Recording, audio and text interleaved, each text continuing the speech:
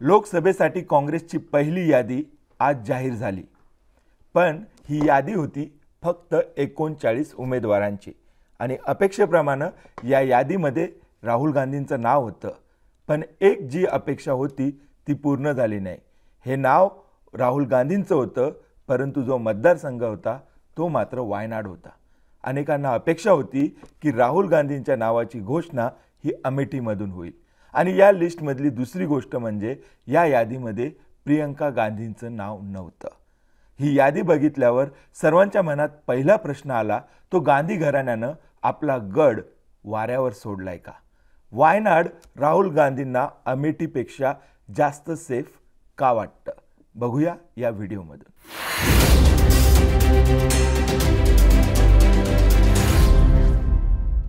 नमस्कार, मी अमित मोडक आणि पाहूया की राहुल गांधींना वायनाड अमेठीपेक्षा जास्त सेफ का वाटतं। राहुल गांधींच्या उमेदवारीची आज घोषणा झाली, मात्र अमेठी नाही तर राहुल गांधी वायनाडमधून लढणार आहेत। 2019 मध्ये राहुल गांधींनी वायनाडमधून निवडणूक जिंकली होती आणि अमेठीमध्ये मात्र स्मृती इराणींच्या हातून त्यांचा पराभव झाला होता। त्यावेळी अमेठी धोकादायक असल्यामुळे राहुल गांधी यांनी 2 ठिकाणावरून निवडणूक लढली होती। यावेळी उत्तर प्रदेशमधून यात्रा गेली तेव्हा राहुल गांधी अमेठीमधून लढणार अशी शक्यता व्यक्त केल्या जात होती। स्मृती इराणी यांनी तर त्यांना आव्हानच दिलं होतं की अमेठीमधून लढून दाखवा। राहुल गांधींनी सध्या तरी हे आव्हान स्वीकारलेलं नाहीये। वायनाडची जागा राहुल गांधींना जास्त सेफ वाटते आणि त्याला कारणही तसंच आहे। 2009 पासून या जागेवर काँग्रेसचा विजय होतोय। या मतदारसंघात 56% मुस्लिम मतदार आहेत, 34% हिंदू आणि 9% ख्रिश्चन, तर 1% जैन मतदार या मतदारसंघात आहेत। मुस्लिम आणि ख्रिश्चन हे समीकरण काँग्रेसच्या फायद्याचं आहे। काँग्रेस आणि मुस्लिम लीग सोबत आहेत, त्यामुळे काँग्रेसला राहुल गांधीसाठी ही जागा अत्यंत सुरक्षित वाटते। केरळमध्ये UDF आणि LDF यांच्यातच खरी लढत आहे। केरळच्या लढतीमध्ये अजूनपर्यंत भाजपचा म्हणावा तसा प्रभाव नाही आहे।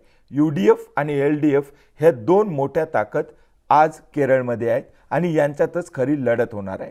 काँग्रेस आणि मुस्लिम लीग या UDFचा हिस्सा आहेत, तर यावेळी राहुल गांधींच्या पुढे एनी राजांचं आव्हान आहे।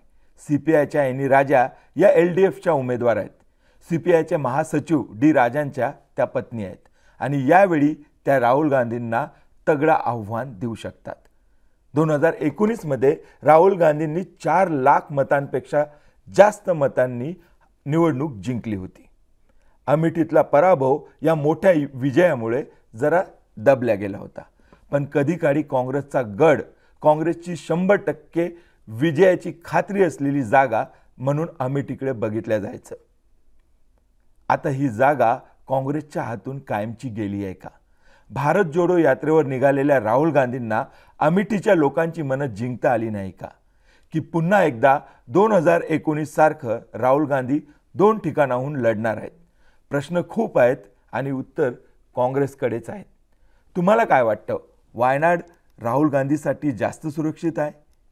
अमेठी काँग्रेसच्या हातून गेलंय का? आणि स्मृती इराणींचं आव्हान राहुल गांधींनी स्वीकारायला हवं होतं का?